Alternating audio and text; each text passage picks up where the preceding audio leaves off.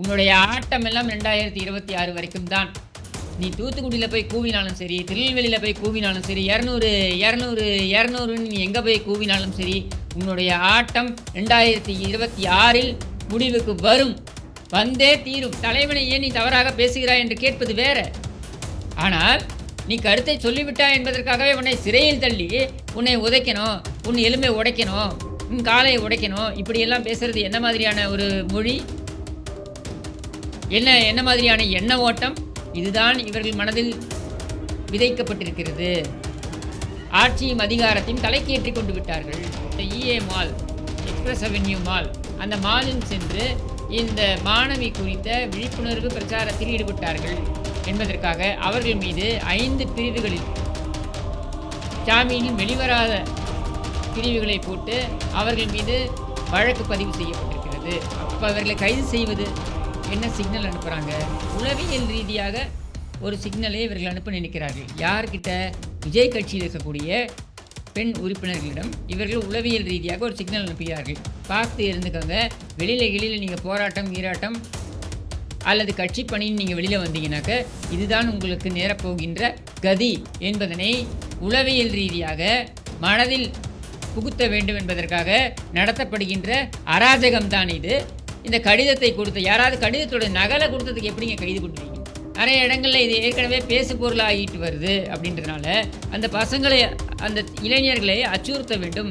உன் கெரியரையே நான் காலி பண்ணுவேன், உன் வாழ்வாதாரத்தை நான் காலி செய்வேன், நீ இந்த பிரச்சனையில் வராத, இதையெல்லாம் நாங்கள் பெரியவங்க பேசி தீர்த்துக்கிறோம் என்று சொல்லாமல் சொல்வதற்காகத்தான் அவர்கள் மீது வழக்கு. துறை ஆட்சி அதிகாரம் உங்கள் பக்கம் இருக்கின்ற வரையில்தான் உங்கள் பக்கம் நிற்கும். ஆனால் அதே காவல்துறையில் இன்றைக்கு எங்களை மதிப்பவர்களும் இருக்கிறார்கள். எங்களிடம் ஆட்சி இல்லை, எங்களிடம் அதிகாரம் இல்லை. ஆனால் ஏன் மதிக்கிறார்கள்? ஏன் ரோட்டில் போனால் ஒரு காவல்துறை அதிகாரி, ஒரு டிராஃபிக் போலீஸோ இல்லை வேறு ஒரு காவல்துறை லா அண்ட் ஆர்டர் காவல்துறை அதிகாரியோ, நல்லா பேசுகிறீங்க சார், நீங்களா இதை மாதிரி உண்மையை பேசுகிறீங்க சார், என்ன பண்ணுறது, நாங்கள்லாம் பேச முடியல என்று சொல்லக்கூடிய அளவில் தான் இன்றைக்கு உங்களுடைய ஆட்சி நிர்வாகம் இருக்கிறது. தமிழக மக்களுக்கு வணக்கம். தமிழகத்தில் நடந்து கொண்டிருக்கின்ற காட்டு தர்பார். யாரை எதற்காக கைது செய்வது என்பதற்கு ஒரு அளவுகோலே இல்லாமல் போய்விட்டது என்பதற்கான மிகச்சிறந்த உதாரணம் நேற்று நடந்திருக்கின்ற இந்த சம்பவங்கள் தான். முதல் சம்பவம் என்ன அப்படின்னா, முந்தானேத்தி அதிமுகவுடைய ஐடி விங், இந்த ஐடி விங்கை சார்ந்த உறுப்பினர்கள் அவர்கள் சென்னையில் இருக்கக்கூடிய அந்த இஏ மால், எக்ஸ்பிரஸ் அவென்யூ மால், அந்த மாலில் சென்று இந்த மாணவி குறித்த விழிப்புணர்வு பிரச்சாரத்தில் ஈடுபட்டார்கள் என்பதற்காக அவர்கள் மீது 5 பிரிவுகளில் ஜாமீனில் வெளிவராத பிரிவுகளை போட்டு அவர்கள் மீது வழக்கு பதிவு செய்யப்பட்டிருக்கிறது அப்படின்னு தெரிய வருகிறது. ஒன்று. இரண்டாவது, நேற்று இந்த மாணவிக்கு ஏற்பட்ட அந்த அசம்பாவிதம் குறித்து விழிப்புணர்வு பிரச்சாரத்தில் அது குறித்து ஒரு கடிதத்தை தமிழக வெற்றிக் கழகத்தின் தலைவர் திரு விஜய் அவர்கள் வெளியிட்டிருந்தார். அந்த கடிதத்தின் நகல்களை கொண்டு போய் மக்களிடம் கொடுத்த ஒரே காரணத்திற்காக அந்த கட்சியைச் சேர்ந்த மகளிரணி உறுப்பினர்கள் கைது செய்யப்பட்டார்கள். இது சம்பவம் 2. இன்னும் சொல்ல வேண்டுமென்றால், அந்த ஒருங்கிணைப்பாளர் என்கிற அந்த பதவியில் இருக்கக்கூடிய அல்லது செயலாளர் என்ற தலைமைச் செயலாளர் என்ற பதவியில் இருக்கக்கூடிய திரு புஷி ஆனந்த் அவரும் கைது செய்யப்பட்டார் அப்படின்ற தகவல். இதை தவிர்த்து யாரெல்லாம் யார் அந்த சார் என்ற கேள்வியை கேட்கின்ற அந்த போஸ்டர்களை ஒட்டுகிறார்களோ அவர்களையெல்லாம் மாநிலம் முழுவதும் கைது செய்கிறார்கள் அப்படின்ற தகவல்களும். போஸ்டர் ஒட்டுனது ஒரு குற்றமா? யார் அந்த சார் என்ற கேள்வி கேட்டது ஒரு குற்றமா? யார் அந்த சார் என்று மக்கள் கேள்வி கேட்க வேண்டும் என்று விழிப்புணர்வு பிரச்சாரத்தை நடத்தியது ஒரு குற்றமா? யார் அந்த சார் என்று பொருள்பட ஒவ்வொரு வீடு வீடாக போய் கேள்வி கேட்பது ஒரு குற்றமா? இதற்கெல்லாம் நீங்கள் கைது செய்வீர்களா? ஒரு கடிதத்தை கொடுத்து இனி நாம் தான் நம்மை பாதுகாக்க வேண்டும், இந்த அரசாங்கம் பாதுகாக்கும் திறனை அற்று இருக்கிறது, திறனில்லாமல் இருக்கிறது என்று சொன்னால் இது ஒரு குற்றமா? இதற்காக இந்த மகளிரணி அவங்களையெல்லாம் நீங்கள் கைது பண்ணுவீங்களா? இப்போ எதற்காக இங்கே கைது நடவடிக்கை என்பது கேள்விக்குறியாவது இல்லை. காவல்துறை எதற்காக பயன்படுத்தப்படுகிறது? சட்டம் ஒழுங்கு இங்கே சந்தி சிரித்து கொண்டிருக்கிறது. அதற்கெல்லாம் கவனத்தை செலுத்த வேண்டிய காவல்துறை எதற்கெல்லாம் கவனத்தை செலுத்தி கொண்டிருக்கிறது? இங்கே போஸ்டரை ஒட்டுபவனையை போய் பிடி, போஸ்டர் மேலே மண்ணு விட்டு எரிஞ்ச பாட்டியை போய் பிடி, அதை வீடியோ படம் எடுத்த நபரை கன்னியாகுமரியில் இருந்தால் சென்னையில் வழக்கு போட்டு சென்னையிலேருந்து ஒரு தனிப்படையை அனுப்பி அங்கே போய் பிடி. ஒரு கடிதத்தை தன்னுடைய கட்சி தலைவர் ஒரு கடிதத்தை கொடுக்கிறார், சட்டம் ஒழுங்கு கெட்டு போயிருக்கு, நாம தான் நம்மை பார்த்து கொள்ள வேண்டும், மாணவியருக்கு நாம் எப்பொழுதும் துணையாக இருப்போம் என்று கைப்பட எழுதி ஒரு கடிதத்தை அவர் வெளியிடுகிறார். அந்த கடிதத்தின் நகலை கொண்டு போய் கொடுத்தால் அதற்கும் கைது. எதற்கெல்லாம் கைது இல்லை? 15க்கும் மேற்பட்ட வழக்குகளை பெற்றிருந்த ஒருவன் அனாயாசமாக அந்த பல்கலைக்கழகத்தின் வளாகத்திற்குள் வந்து போயிருக்கிறான். எவ்வளவு குற்றச்செயல்களில் பல்கலைக்கழகத்திற்குள்ளே எத்தனை மாணவிகளின் வாழ்க்கையை சீரழித்தான் என்பது நமக்கு தெரியாது. அவன் அந்த பிளாட்ஃபாரத்தில் சட்டத்திற்கு புறம்பாக ஒரு தள்ளுவண்டியில் ஒரு பிரியாணி கடை வைத்து நடத்தக்கூடிய அளவிற்கு அவன் வளர்ந்திருக்கிறான். ஆளுங்கட்சி திமுகவுடைய முக்கிய புள்ளிகளுடன் அவன் தொடர்பில் இருந்திருக்கிறான். இப்பொழுது யார் அந்த சார் என்று கேள்வி கேட்டால் நடவடிக்கை எடுக்கிற நீதான் அந்த சாரா? கேள்வி வருமா வராதா? அந்த அளவுக்கு நீங்கள் மக்களை தள்ளுகிறீர்கள். ஏன் உங்களை பார்த்து யாருமே கேள்வி கேட்கக்கூடாதா? இந்த ஆட்சி வந்த ஒரே மாதத்தில் நான் கைது செய்யப்பட்டேன். ஏன் கைது செய்யப்பட்டேன்? இவர்களை நோக்கி கேள்விகளை சரமாரியாக வைத்துக்கொண்டே இருந்தேன், இன்று வரையில் வைத்துக்கொண்டே இருக்கிறேன் என்பதனால் நான் கைது செய்யப்பட்டேன். அன்று தொடங்கி இந்த ஆட்சி வந்து ஒரே மாதத்தில் கைது செய்யப்பட்ட முதல் கருத்துக்களாக கைது செய்யப்பட்ட, இந்த ஆட்சி வந்தவுடன் கைது செய்யப்பட்ட முதல் ஆள் நான் தான். அங்கிருந்து ஆரம்பித்து எத்தனை பேர் கைது செய்யப்பட்டிருக்க? தொடர் கைது நடவடிக்கைகள். யார் என்ன கருத்துக்களை தெரிவித்தாலும் அவர்களை கைது செய்துள்ளேன். நின்றால் கைது, நடந்தால் கைது, அமர்ந்தால் கைது. இது என்ன மாதிரியான ஆட்சி? நீ என்ன அப்படி தலை சிறந்த ஆட்சியை நடத்தி கொண்டு உன்னை அறத்திற்கு புறம்பாக நாங்கள் கேள்வி கேட்டு விட்டோமா? நாங்கள் நியாயமான கேள்விகளே உன்னை நோக்கி வைக்கிறோம். உனக்கு பதில் சொல்வதற்கு துப்பில்லை. அதனால்தான் அப்பனும் மகனும் ஓடி ஒளிந்து கொண்டிருக்கிறீர்கள். அப்பன் ஓடுறாப்புல தூத்துக்குடிக்கு, மகன் வேற எங்கேயோ ஓடி பதுங்கி இருக்காப்புல, எங்கே இருக்காப்புலன்னு தெரியல. புக் ஃபேருக்கு மட்டும் தலையை காமிச்சிட்டு ஓடியாச்சு. அப்போ இங்கே இந்த நிர்வாகமே ஸ்தம்பித்து போயிருக்கிறது என்பதுதான் பரவலான கருத்து.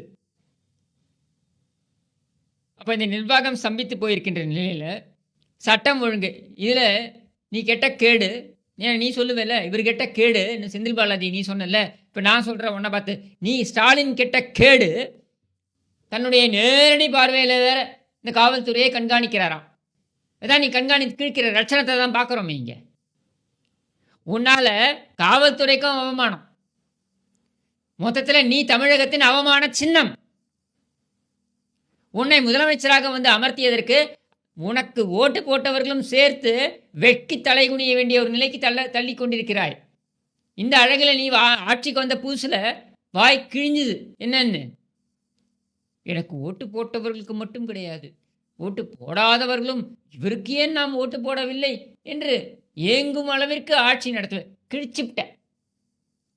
கிழிச்சு கேப்பையை நட்டுவிட்ட. நீ தான் உன் பவுசு சிரிக்குதே, சந்தி சிரிக்குதே ஒவ்வொரு இடத்துலையும். வெக்கமா இல்லை? ஒரு ஒரு ஒரு ஒரு ரேஷன் கடைக்கு போயிட்டு வர ஒரு கிழவியை துரத்திக்கிட்டு தனிப்பட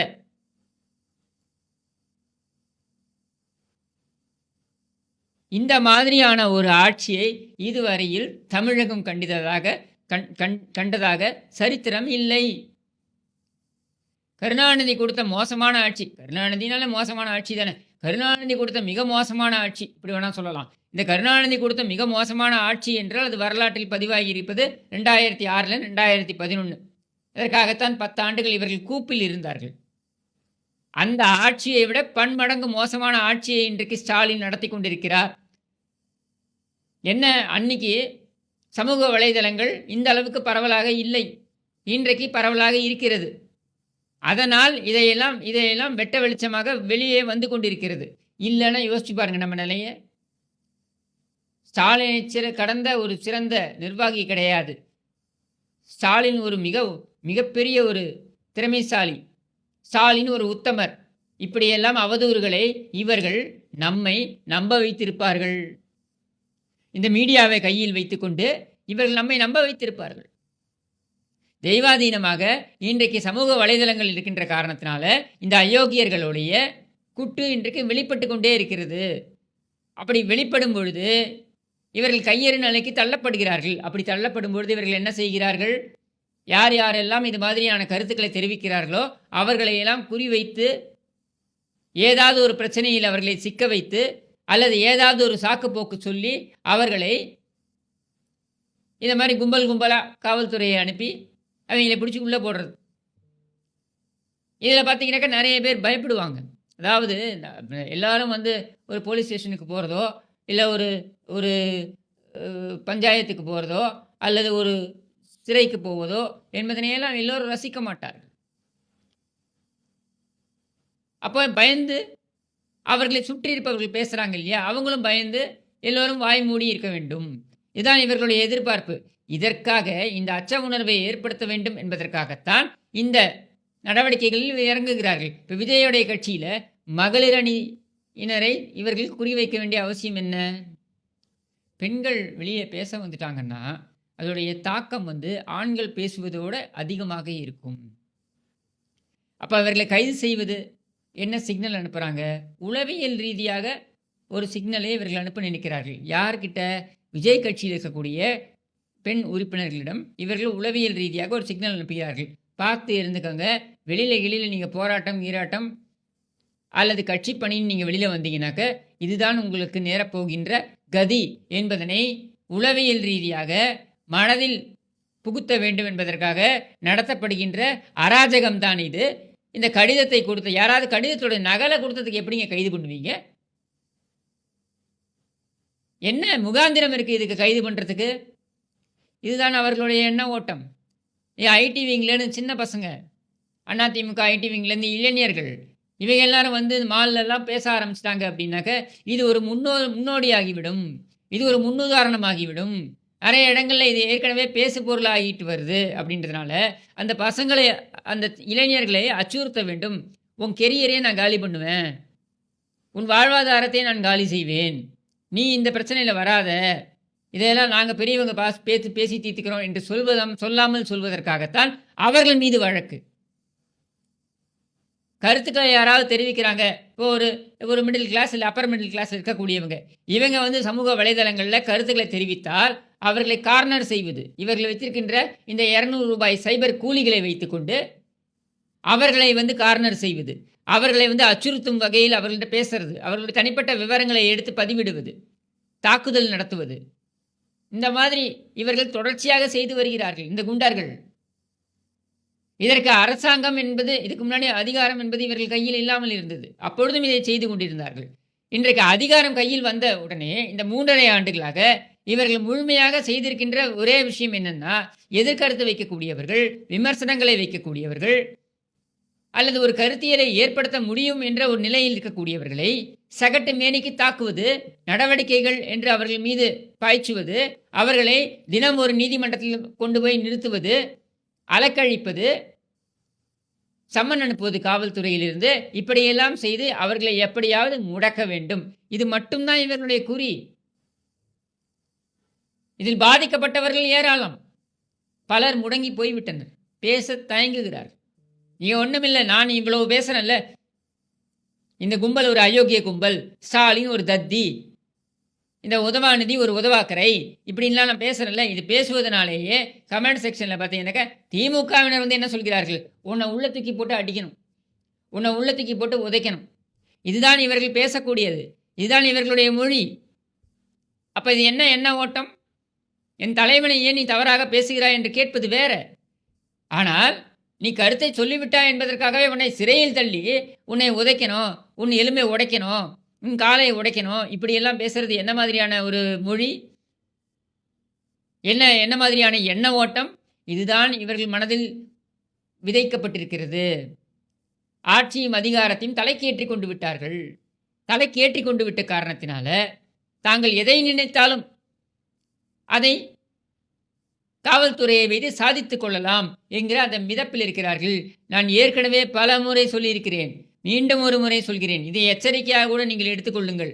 காவல்துறை ஆட்சி அதிகாரம் உங்கள் பக்கம் இருக்கின்ற வரையில்தான் உங்கள் பக்கம் நிற்கும். ஆனால் அதே காவல்துறையில் இன்றைக்கு எங்களை மதிப்பவர்களும் இருக்கிறார்கள்.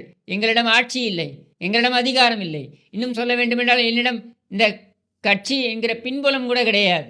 ஆனால் ஏன் மதிக்கிறார்கள்?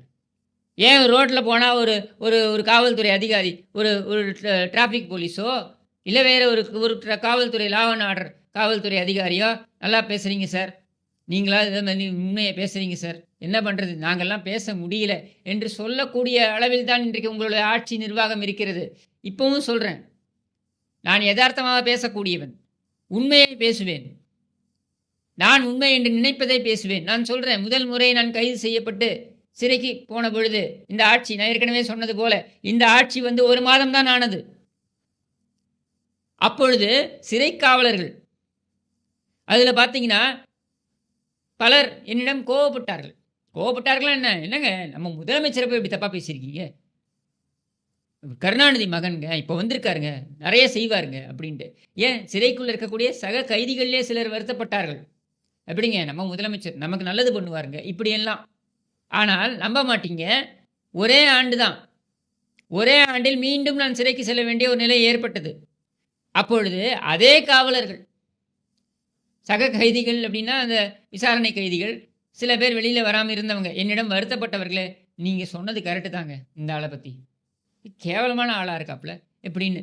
அதே காவலர்கள் அப்போ என்ன எதிர்பார்ப்பில் அவர் இருந்திருக்கிறார்கள், அந்த எதிர்பார்ப்பில் ஏமாற்றம் ஒரே ஆண்டில் வந்து விட்டது. இதுதான் உண்மை, இதுதான் தெருக்களில் பிரதிபலிக்கிறது. நீ சுவரொட்டியை ஒட்டுவதை, போஸ்டரை ஒட்டுவதை தடுக்கலாம். நீ இந்த பெண்கள் மீது நடவடிக்கை எடுக்கிறேன் பேர் வழி என்று அவர்களை அச்சுறுத்தலாம். நீ உனக்கு எதிராக கருத்து தெரிவிப்பவர்களை, சமூக வலைதளங்களில் கருத்து தெரிவிப்பவர்களை கைது செய்கிறேன் அப்படின்னு சொல்லிட்டு மிரட்டலாம்.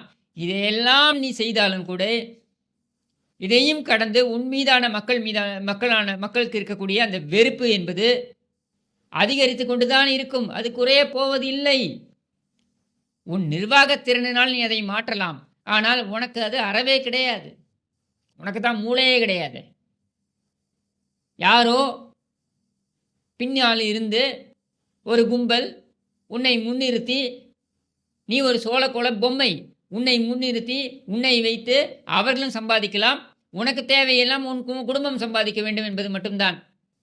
உன் குடும்பமும் சம்பாதிக்கும், அந்த கும்பலும் சம்பாதிக்கும் என்பதற்காக மட்டுமே ஏற்படுத்தப்பட்ட ஆட்சி தான் இந்த ஆட்சி. அதற்காக மட்டுமே இயங்கி கொண்டிருப்பது தான் இந்த அரசு இயந்திரம். அதற்காக மட்டுமே கையாளப்படுவதுதான் இந்த காவல்துறை. இதை மக்கள் புரிந்து கொண்டு விட்டார்கள், தெரிந்து கொண்டு விட்டார்கள். உன்னுடைய ஆட்டம் எல்லாம் 2026 வரைக்கும் தான். நீ தூத்துக்குடியில் போய் கூவினாலும் சரி, திருநெல்வேலியில் போய் கூவினாலும் சரி, 200 200 200ன்னு நீ எங்கே போய் கூவினாலும் சரி, உன்னுடைய ஆட்டம் 2026 முடிவுக்கு வரும், வந்தே தீரும். அதுவும் எந்த அளவுக்கு அப்படின்னா, நீ எப்படி ஒவ்வொரு முறையும் அராஜக ஆட்டம் ஆடி உன் கட்சி எதிர்கட்சி வரிசையில் கூட வராமல் போகுமோ, அதே போன்ற ஒரு சூழ்நிலை ஏற்படும். அது சத்தியம் என்று கூறி விடைபெறுகிறேன். நன்றி, வணக்கம்.